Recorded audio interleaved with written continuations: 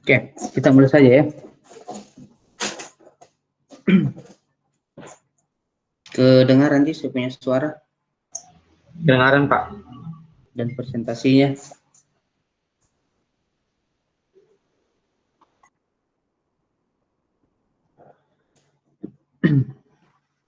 Baik.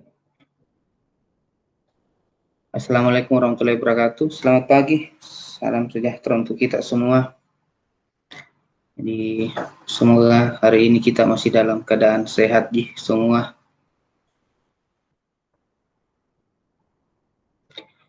Melanjutkan materi kita untuk mata kuliah pemrograman visual ya. Jadi kalau minggu lalu kita sudah membahas tentang tipe data, kemudian ada variabel, konstanta, operator. Ya. Nah, untuk hari ini kita lanjutkan ke struktur percabangan. Jadi sama halnya dengan tipe data, variabel dan konstanta. Percabangan juga ini perlu kita pelajari bagaimana bentuknya kalau di VBNet. Ya. Pada dasarnya semua bentuk percabangan itu kan sama ya, sama digunakan sebagai pemilihan atau seleksi, tapi struktur penulisan teksnya atau struktur perintahnya itu yang mungkin agak sedikit berbeda antar setiap bahasa pemrograman, termasuk di VBNet yang mungkin akan berbeda dengan yang ada di Delphi atau di Basic atau di C ya. Nah, kalau di Delphi yang lalu itu kan kita memanfaatkan begin-end ya, kalau statement atau perintah yang ada di dalam percabangan itu lebih dari satu. Nah, kalau di VBNet itu tidak ada perintah begin-end.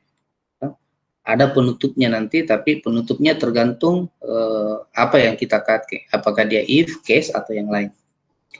Nah, itu akan kita coba bahas untuk hari ini. Jadi seperti apa saja struktur-struktur percabangan yang ada di VBNet, jenisnya.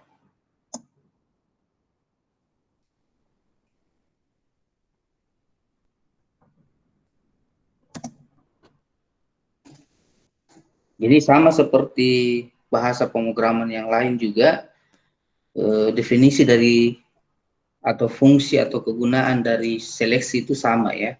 Jadi perintah percabangan di sini merupakan perintah yang dapat memberikan pilihan terhadap suatu kondisi. Jadi program akan dapat menjalankan perintah bila kondisi memenuhi syarat tertentu. Jadi untuk bisa menentukan statement mana yang akan dikerjakan atau statement mana yang akan dieksekusi itu tergantung dari kondisi. Kondisi yang dimaksud di sini sama seperti kondisi-kondisi di bahasa pemrograman yang lain, ya, yaitu kondisi boolean. Kondisi boolean atau lebih spesifik lagi itu adalah operator perbandingan atau ekspresi perbandingan dengan menggunakan operator-operator perbandingan. Jadi kalau kondisinya bernilai benar atau bernilai true, maka dia akan mengerjakan satu statement tertentu. Kalau bernilai false, maka akan mengerjakan statement yang berbeda. Nah, beberapa jenis struktur percabangan yang ada di pemrograman VBNet, yang pertama itu adalah if then. Nah, ini sudah umum ini ya, sudah umum. If then, jadi suatu perintah percabangan yang mempunyai satu percabangan dan satu blok perintah. Jadi tergantung nilai yang akan dikondisikan nanti atau apa yang menjadi syaratnya di sini.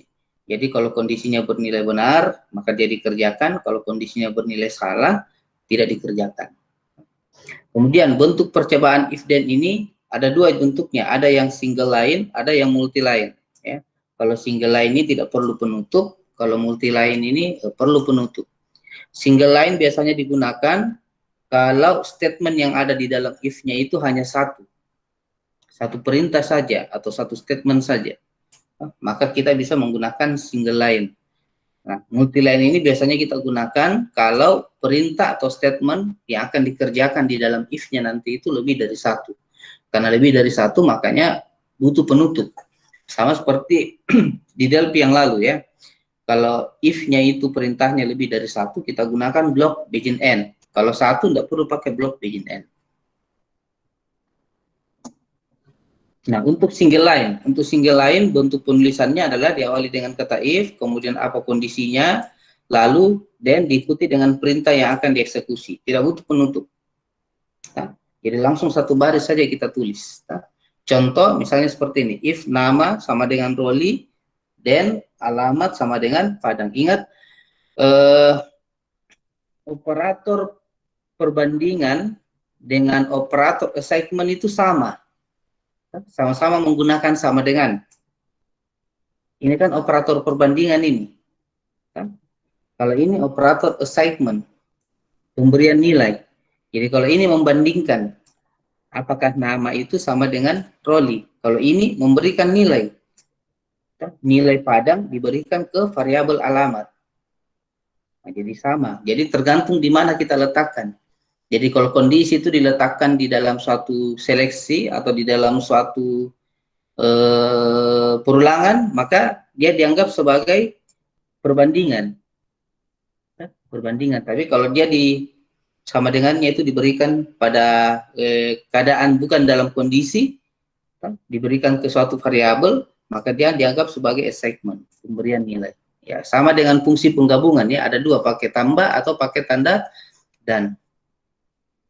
Hanya untuk single line atau satu baris saja perintahnya. Jadi if, kondisi, then apa perintah yang akan dikerjakan. Tapi ingat bahwa ini perintahnya hanya satu ya. Hanya satu saja. Kalau sudah lebih dari satu tidak bisa. Kalau ada dua perintah di situ, misalnya ada juga alamat sama dengan Padang, telepon sama dengan berapa, nah itu tidak bisa dia pakai single line. Kalau kita pasang seperti itu, yang dikenal nanti hanya yang baris pertama saja.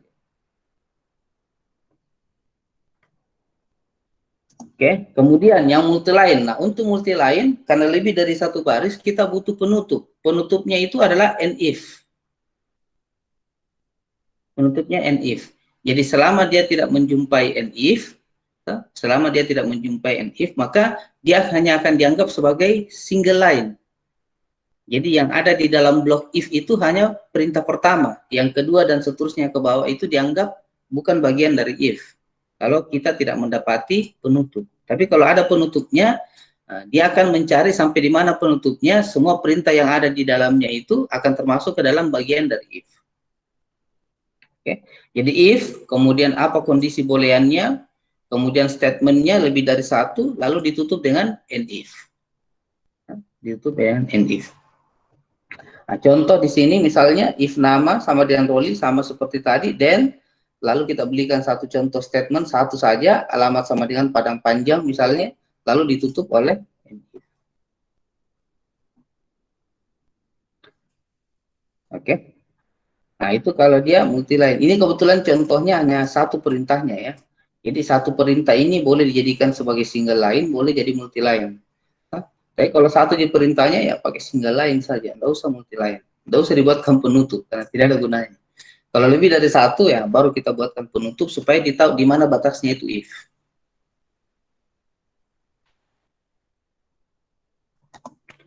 Kemudian yang berikutnya adalah if then else. Ini kalau perintah atau statement ada dua pilihannya. Kalau yang tadi if then itu satu di pilihannya. Jadi kondisinya itu apakah dia dikerjakan atau tidak. Nah, kalau if then else ini berarti ada dua blok perintah, ada dua blok statement yang akan dipilih mana yang akan dikerjakan. Apakah blok statement pertama atau blok statement yang kedua.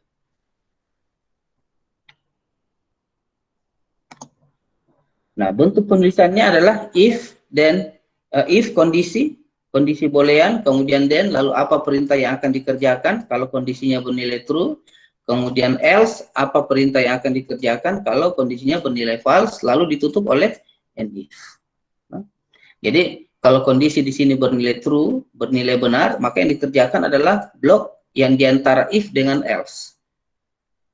Kalau kondisinya di sini bernilai false, maka yang dikerjakan itu adalah perintah yang ada di antara blok else dengan and if. Ya, jadi ada dua jenis pilihan statement. Ya.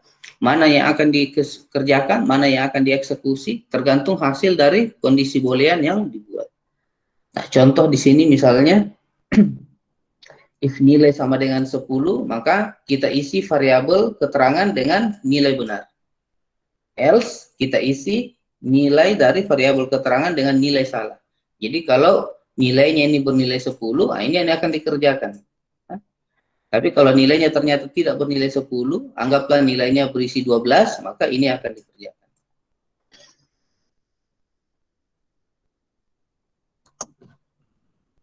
Kemudian, if then, else if.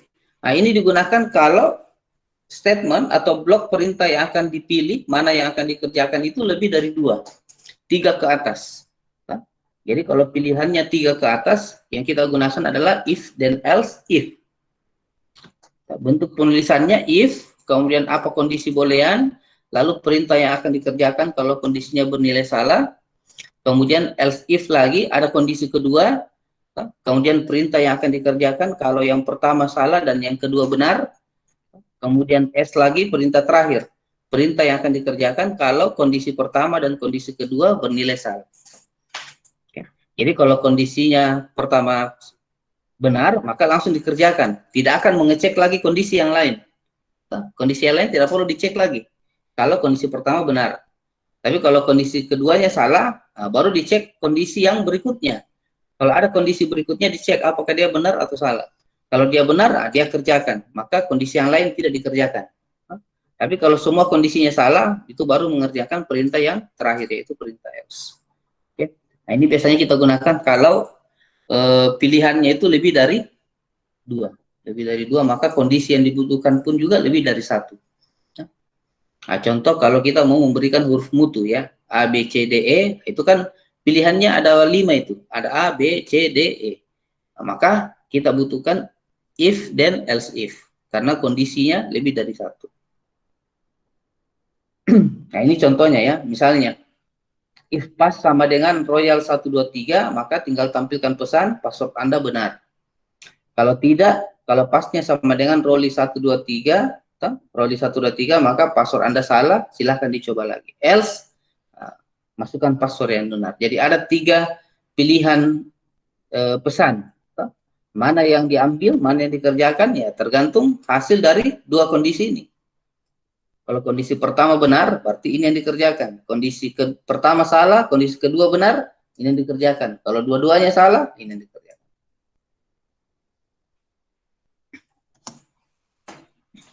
Lalu, percabangan if bersarang. If bersarang artinya di dalam if itu kita menggunakan if lagi. Nah, ini juga terkadang nanti kita butuhkan ya. Dalam kasus-kasus tertentu, dalam kondisi-kondisi tertentu, ya terkadang kita membutuhkan peletakan if di dalam if. If di dalam if, itu memungkinkan. Jadi if kondisi pertama, lalu di dalamnya lagi kita buatkan kondisi if kondisi kedua dan seterusnya ke bawah. Nah, berapa jumlah if yang kita gunakan, begitulah juga jumlah and if yang kita pakai, kecuali kalau kita gunakan single line. Kalau single line ya berarti nggak usah pakai and if, tapi kalau dia multi line ya kita gunakan and if. Jadi kalau kondisi pertamanya ini bernilai benar, baru dia masuk ke sini. Dicek lagi kondisi yang berikutnya. Kalau benar, dikerjakan yang ini. Kalau salah, berarti tidak dilewati. Dilewati atau mengerjakan perintah yang lain. Nah, contoh misalnya, if nilai sama dengan 10, lalu dicek lagi di dalamnya. If nama sama dengan Royal, nah, tampilkan pesan. Pernyataan, if bersarang. Oke. Nah, nanti ditutup dengan in if 2 kali, karena kita menggunakan if-nya 2.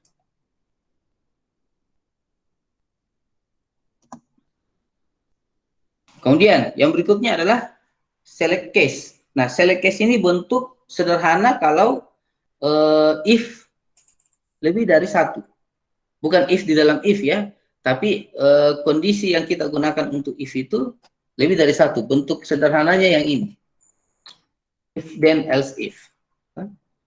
Jadi selain dengan menggunakan if then else if untuk kondisi yang lebih dari 1 dengan pilihan statement yang lebih dari 2, maka kita boleh juga memanfaatkan select case. Nah, ini sama seperti kalau di DLP yang kemarin ada selectnya juga ya.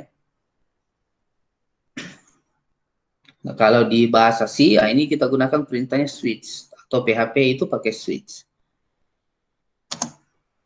Nah, bentuk penulisannya adalah select case, lalu diikuti dengan apa kondisinya. Kondisinya di sini kita tidak usah gunakan operator perbandingan ya. Tidak usah pakai operator perbandingan. Cukup langsung nama variabelnya saja, karena kondisinya nanti kita letakkan di masing-masing case-nya. Jadi cukup nama variabelnya saja kita tuliskan di sini, tidak perlu disertai dengan operator perbandingan atau kondisi perbandingan. Kemudian case atau case is tinggal digunakan salah satunya. Lalu apa yang kita mau berikan ekspresinya atau kondisinya, ini yang disebut dengan kondisi pertama. Lalu kalau dia benar dikerjakan yang ini. Kemudian case atau case is kondisi yang kedua, kerjakan ini kalau dia benar. Case atau case is kondisi yang ketiga, kerjakan ini kalau dia benar. Kalau dari semua kondisi 1, 2, 3 tidak ada yang terpenuhi, maka yang dikerjakan nanti adalah case else-nya atau perintah yang paling terakhir. Contoh, misalnya kita buatkan sebuah variabel kode, lalu kita gunakan input box untuk memasukkan nilainya. Nilai yang kita masukkan itu kita kondisikan dengan menggunakan select case. Jadi kalau case is-nya adalah 1, tampilkan di situ message box kode Anda 1. Kalau nilainya ada 2, tampilkan kode Anda 2. Dan seterusnya, kalau dari 1, 2, 3 tidak ada yang benar, nanti tinggal mengerjakan case else-nya. Case else-nya di sini misalnya kondisinya tidak valid atau kode tidak valid. Lalu ditutup dengan end select. Ada penutupnya itu end select ya. Nah, itu untuk select case. Pengganti atau bentuk sederhana dari if dan else if. Oke, selesai materinya untuk struktur kontrol percabangan. Ada yang mau ditanyakan sampai di sini? Silakan.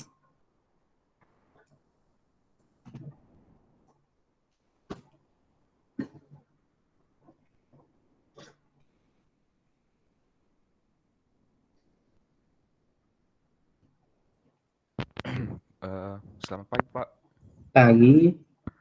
Saya mau bertanya yang bagian Iya. praktikum 32, Pak. Yang di form activate. Yang activate.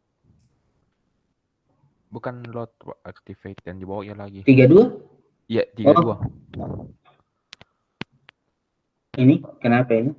Nggak mau aduh, Pak. Karena saya sudah tulisin toh, kan saya sudah namanya?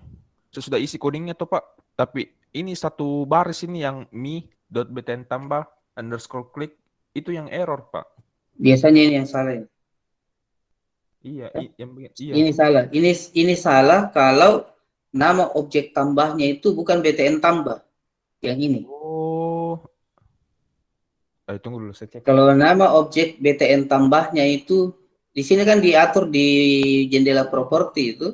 Iya, Pak. Button 1 itu namanya btn tambah. Iya, Pak. Nah, kalau ini kita tidak sesuaikan namanya, nah, otomatis ini pasti akan salah ini. Karena ini tergantung nama dari objek button tambahnya yang kita kasih. Yang ini. Nah, kalau kita tidak ganti namanya kan default-nya itu biasa button 1, button 2. Nah, berarti tinggal dilihat saja. Kalau name-nya dia button 1, berarti di sini ganti me titik button 1. Makanya di sini kita selalu awali dengan kata me itu. Kalau kau ketik me titik itu kan semua muncul nanti. Muncul semua objek, muncul semua bukan event sih. Metode, objek dengan metode mana yang akan dipilih. Nah, kalau kau paksa ketik btn tambah klik baru ternyata tidak ada di situ pilihannya, ya berarti pasti dia error. Oke. Jadi sesuaikan dengan nama dari objek tombol tambahnya. Dilihat saja apa namanya di situ. Nah, ini sebenarnya mengambil dari sini. Jadi ini perintahnya ini itu akan memanggil ya umumnya kita sebut prosedur ya, tapi kalau di VB dia disebut sebagai sub. Nah, jadi ini memanggil sub btn tambah klik, yang ini dia panggil. Nah, prosedur ini yang dia panggil. Jadi dia panggil ini, dia kerjakan semua yang ada di dalamnya ini. Itu. Nah, ini sengaja diletakkan dia di activate, karena kalau kita letakkan dia di load itu tidak bisa, pasti error itu. Error karena ada fokus di situ. Nah, fokus itu hanya bisa dilakukan kalau objeknya itu sudah muncul di layar. Sedangkan kalau kita tambahkan dia di load itu dia mengerjakan sebelum objek muncul di layar. Nah, makanya dia diletakkan di activate. Jadi ini kalau dikerjakan urutannya itu dia kerjakan dulu yang load. Kerjakan dulu semua yang load, nanti setelah itu baru dia kerjakan yang activate. Jadi lebih duluan dikerjakan load baru activate. Nah, itu kemarin saya sudah bilang bahwa dua-duanya boleh dipakai. Load bisa dipakai, activate boleh dipakai. Karena urutan pengerjaannya berbeda. Load-nya dulu dikerjakan baru activate-nya. Nah, ini sesuaikan saja dengan nama objek dari tombol tambah. Oke, ada lagi yang lain silahkan. Tadi malam saya sudah upload ini ya. Apa namanya? Modulnya. Jadi ada dua form ini. Jadi form yang pertama ini untuk mencoba perintah-perintah seleksi, perintah-perintah percabangan. Jadi ada and if, ada if else and if, ada case. Nah, ini contoh penggunaan input box. Jadi kalau kita klik tombol yang ini nanti, yang pertama ini if and if ini kalau kita klik, nah nanti akan terbuka satu form. Ada satu form itu yang disebut dengan form statis ya, input box. Nanti muncul keterangannya usia, kita disuruh memasukkan satu nilai. Satu nilai nanti itu disimpan dalam variabel usia. Nanti tinggal variabel usianya ini kita seleksi. Dia masuk di kondisi mana. Nah, kalau kondisinya lebih dari 55 ya nanti tinggal tampilkan pesan yang ini. Satu kondisi.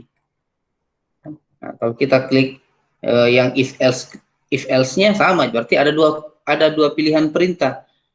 Ini pilihan perintah yang pertama, ini pilihan perintah yang kedua. Kemudian kalau select case, tinggal pakai. Nah, ini case 1 to 4, ini berarti kalau nilainya itu dari 1 sampai 4. Dari 1 sampai 4. Jadi boleh pakai subrange di situ, di ekspresi atau kondisinya. Jadi case nilainya 1 sampai 4, dia tampilkan yang ini. Kalau nilainya dari 5 sampai 16, dia tampilkan yang ini.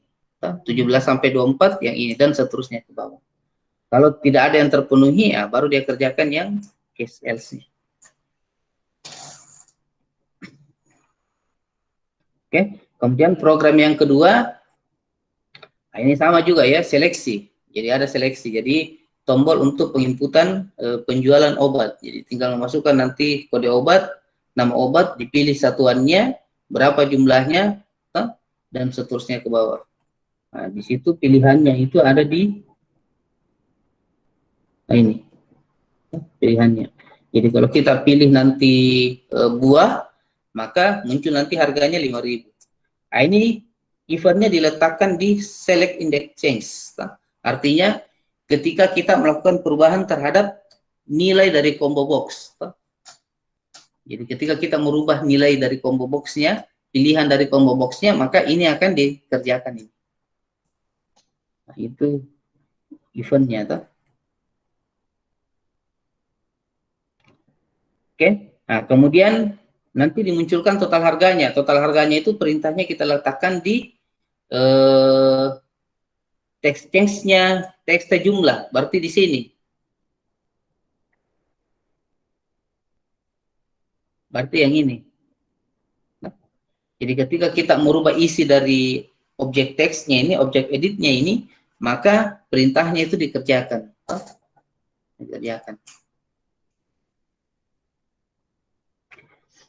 Nah, di sini dihitung panjangnya. Kalau panjang dari txt jumlah tidak sama dengan 0, artinya ada nilai yang kita input di dalamnya. Jadi kalau ada nilai yang kita input di dalamnya, maka dia jumlahkan nilainya. Ingat, semua nilai yang kita masukkan itu dianggap sebagai string ya. Makanya kalau kita mau ekspresikan ke dalam aritmatika, kita perlu konversi dia ke dalam nilai, ke dalam bentuk bilangan. Nah, satu konversi yang paling umum dipakai itu adalah val ya. Jadi sebenarnya ini boleh pakai sein atau float atau yang lain ya. Tapi lebih umum itu val.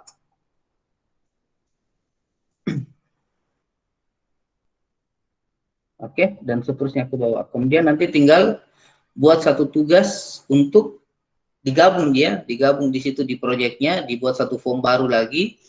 Nah, ini untuk menghitung biaya sewa kamar. Nanti tinggal dipilih jenis kamarnya, berapa lama inapnya, nanti otomatis muncul berapa harga sewa per hari.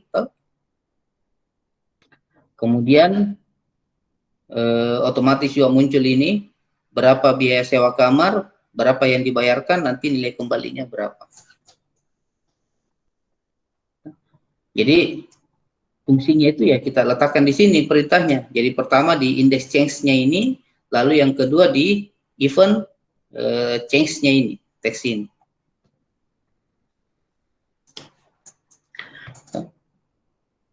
Baik, ada yang mau ditanyakan lagi? Silahkan.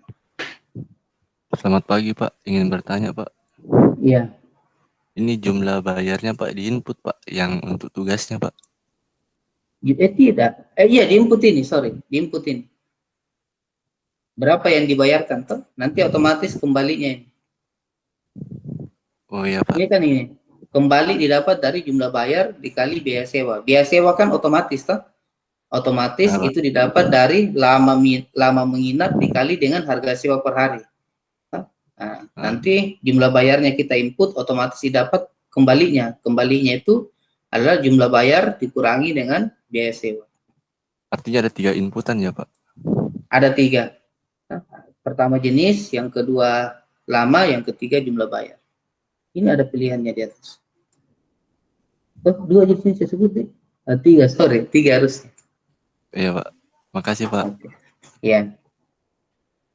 Tanda dan di awal fungsi button itu untuk menampilkan apa lagi istilahnya itu ya, underscore di bawah hurufnya. Jadi underscore di bawah hurufnya supaya kita bisa gunakan kombinasi tombol Alt dengan huruf yang digaris bawahi. Gitu. Itu fungsinya tombol dan. Seperti ini. Ini kan ada huruf S ini toh? Ada huruf S, ada garis bawahnya. Nah, itu karena pengaruh tombol dan-nya itu. Jadi ini bisa kita eksekusi, bisa kita kerjakan tanpa diklik. Itu cukup dengan menekan tombol Alt dengan S. Maka dia dieksekusi. Menambahkan tombol shortcut. Oke, terima kasih Pak. Ya. Ada lagi yang lain?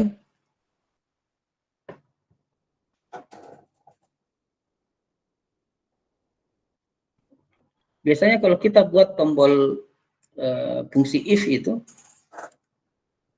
kalau kita buat fungsi if, biasanya muncul otomatis di anunya tuh, and if-nya di bawah.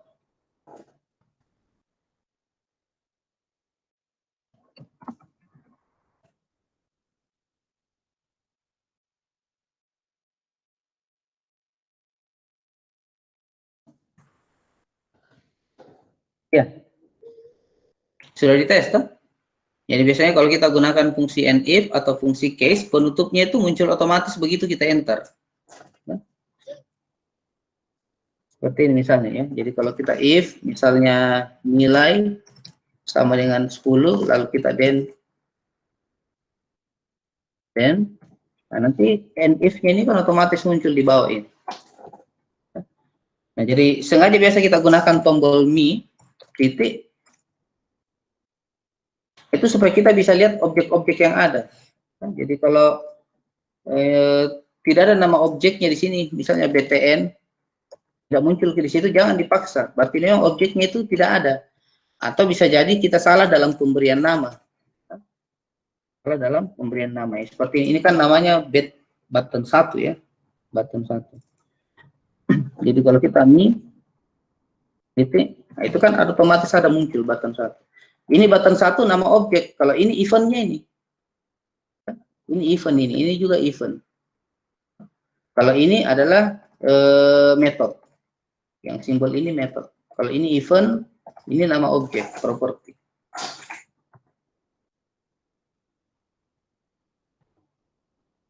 Jadi kalau tidak ada ya jangan dipaksa ketik. Salah, perbaiki dulu namanya. Nama objeknya itu. Nama objek itu kan tinggal lihat di bagian name, paling atas biasanya. Penamaan objek itu kalau di VB selalu dia diletakkan paling atas. Itu untuk memudahkan kita mencari. Tinggal diganti saja namanya di sini. Oke, ada lagi yang lain yang mau ditanyakan? Silahkan.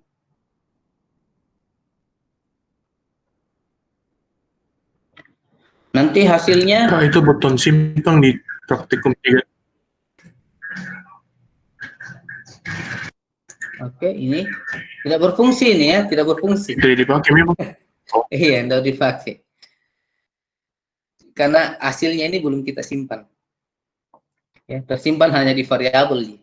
Jadi tidak ada yang tombol lanunya itu, hanya tampilan saja. Nanti akan digunakan berikutnya kalau kita sudah masuk ke database.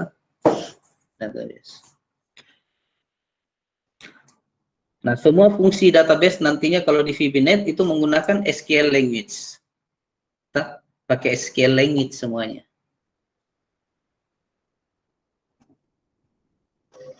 Termasuk kalau kita menyimpan ya berarti kita gunakan perintah insert into. Kalau update berarti update. Pakai perintah SQL. Oke, ada lagi yang lain yang mau ditanyakan sebelum kita akhiri? Sambil saya absen kalau begitu.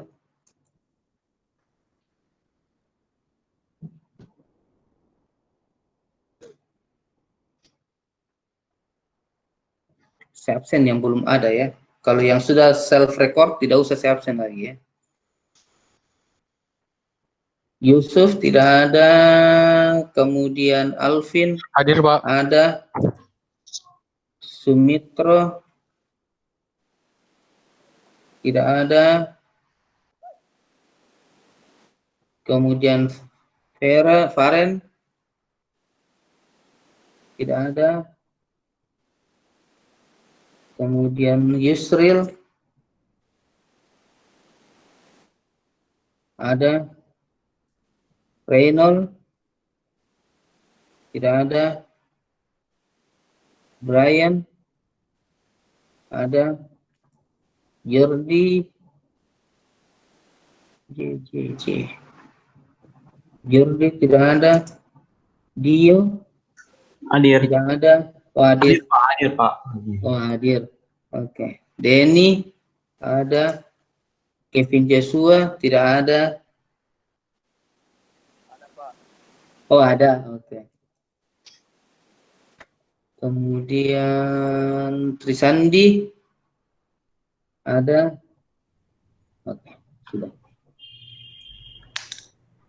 Berarti yang tidak hadir itu ini yang tidak hadir ya. Jordi, Reynold, Faren, Sumitro, Yusuf. Oke, 5 orang tidak hadir. Jangan lupa untuk absen di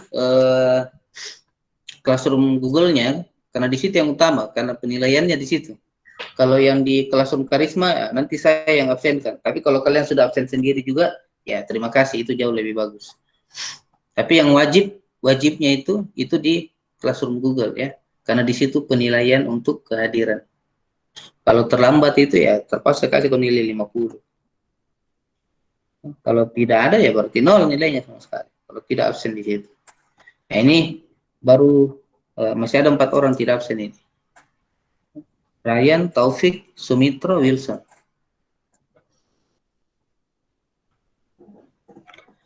Oke, ada yang ditanyakan sebelum kita akhiri? Modul praktikumnya, mungkin ada yang masalah. Nggak susah di codingnya kan, kalau di VBNet ya.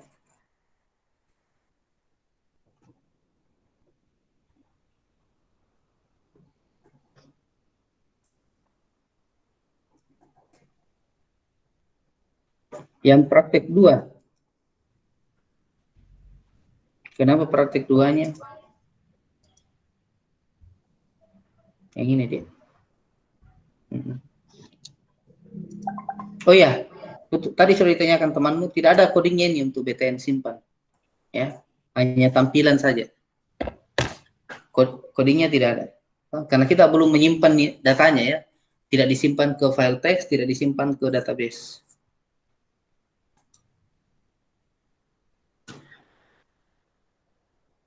Kevin belum bisa masuk Google Classroom. Kode kelasnya ada di grup WA ya.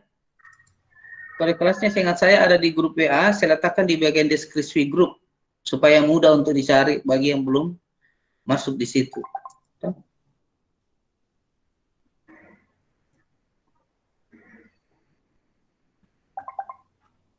Nah ini di deskripsi grup itu ada kode kelas untuk teori, ada kode kelas untuk praktikum. Oke. Kevin lihat saja di grup WA-nya ya, di grup WA-nya kita yang pemrograman visual. Di situ ada untuk kode kelas. Tinggal join saja.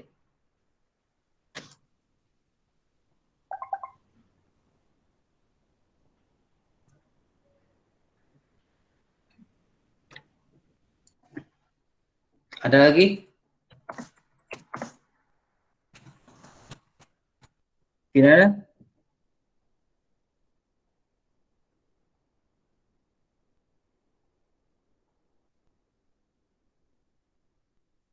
Oke.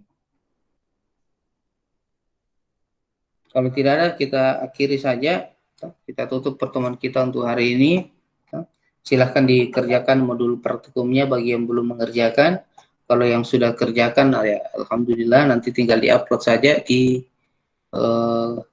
Classroom Google-nya. Thread-nya itu nanti terbuka di jam 10 ya.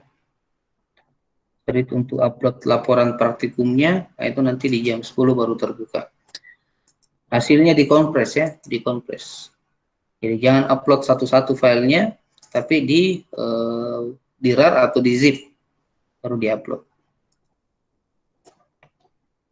Oke, kalau tidak ada kita akhiri. Assalamualaikum warahmatullahi wabarakatuh. Selamat pagi. Ya, semoga kita sehat-sehat di semua. Amin.